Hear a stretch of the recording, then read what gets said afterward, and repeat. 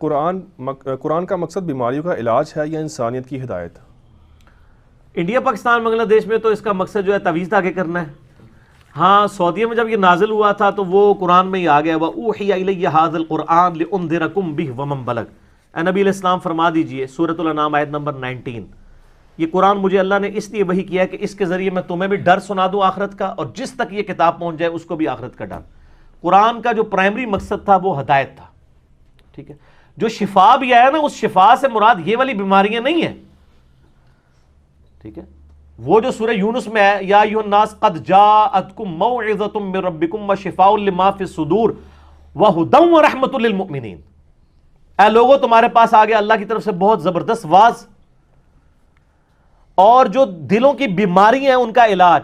یعنی یہ وہ اس کا یعنی بائی پاس کے لیے نہیں، بلکہ دل کی بیماری جو ہے شرک، کینہ، بغض، حسد، ان بیماریوں کا علاج، اور اس میں ہدایت ہے اور مومنین کے لیے شفا ہے.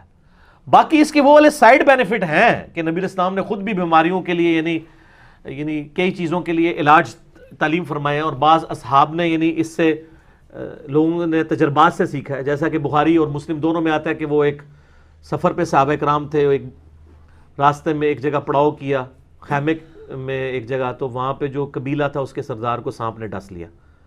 تو ایک صحابی نے کہا کہ میں اس کو دم ڈالتا ہوں، ٹھیک ہو جائے گا، لیکن اس کے بعد مجھے کیا دو گے؟ ان کے ساتھ طے کیا باقاعدہ اتنی بکریوں کا ریوڑ.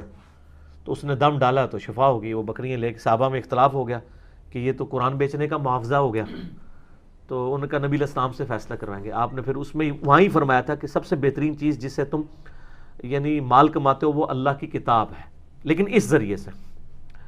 تو آپ نے فرمایا ان بکریوں میں سے مجھے بھی حصہ دو. یعنی آپ نے پریکٹیکلی کھا کے اس کو اسٹیبلش کر دیا کہ یہ حلال ہے، یعنی دم کا معاوضہ. اور پھر پوچھا کیا پڑھا تھا؟ اس نے کہا سورہ فاتحہ. آپ فرمایا تمہیں کیسے پتہ چلا کہ سورہ فاتحہ کے اندر ہی شفا؟ یعنی انہوں نے تجربے سے ایک چیز حاصل کی تھی نا، ام القرآن ہے. تو اب یہ ضروری نہیں ہے کہ کوئی بھی فاتحہ پڑھے تو یہ والا اثرات آئیں بھی، اس میں اس بندے کی عظیمت بھی انوالو تھی نا. ٹھیک ہو گیا؟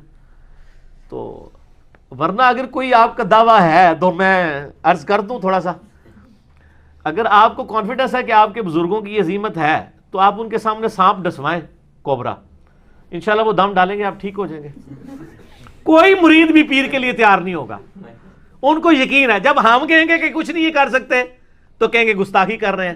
سر اگر آپ کو اتنا اعتماد ہے تو آپ ڈسوائیں اور دم ڈلوائیں ان بزرگوں سے، اور اس سے بہتر یہ ہے کہ ان بزرگوں کو ڈسوائیں، ان کو کہ اپنے آپ کو خود دم ڈالیں تاکہ تھوڑا ہمارا بھی کام ہو جائے. یعنی ایسے لوگ جو لوگوں کو دھوکہ دے رہے ہیں ان سے یعنی وہ اللہ تعالیٰ کے پاس شہادت کی موت تک پہنچ جائے، کم از کم امت تو ان کے فتنے سے بچے نا. میں جنرل بات کر رہا ہوں، کسی کو اسپیسیفکلی نہیں کہہ رہا. یہ تجربے میں اس لیے بتاتا ہوں نا، یہ لوگوں سے دعوے تو کرتے ہیں نا، ٹھیک ہے نا، اور پھر جعلی قسم کی نعتیں. او جی وہ جڑا آج کل ایک شعر چڑھا ہے، غلامان محمد کا کفن میلا نہیں ہوتا. اب لوگ جھوم رہے ہیں یار یہ کس آیت میں کس حدیث میں لکھا ہوا ہے؟ چیک کر لیتے ہیں. کفن کہتے ہیں میلا نہیں ہوتا، لاش کو تو کچھ نہیں ہونا. میں نے ان کو کہا ہے کہ آپ جن بزرگوں کے بارے میں آپ کا دعویٰ ہے نا جو زندہ ہے ابھی مرے نہیں ہیں، ان کے مرنے کے بعد لاش کو ایک ہفتے کے لیے دھوپ میں رکھتے ہیں. ان کا تو قبر میں بھی کفن نہیں تھا میلا ہونا نا، تو پتہ چل جائے گا. کوئی رسک لے گا؟ سارے عیدی والوں کے پاس بھاگتے پھریں گے. اس طرح کے دعوے نہ کیا کریں جو غیر مسلم. میں آپ کو بتا رہا ہوں کہ اب غیر مسلم بڑے کرٹیکلی آپ کی چیزوں کو دیکھ لیں. ابھی تو اللہ کا شکر ہے کہ ان کو اردو نہیں آتی اور آپ کو انگریزی نہیں آتی، ورنہ بہت بڑی ازمائش. ورنہ تو میں ادھر تو ہفتے بعد لیکچر نہیں، روزانہ ایک لیکچر ریکارڈ کرانا پڑتا. نہیں سر اسلام یہ نہیں کہتا، یہ مولوی کہتا ہے. اسلام اور مولوی کو الگ کرنے کے لیے روزانہ لیکچر بنانے پڑتے. اور انگریزی سیکھیو بھی نہ ہے، گوریاں دی زبان ہے، کافراں دی نہ سیکھنا.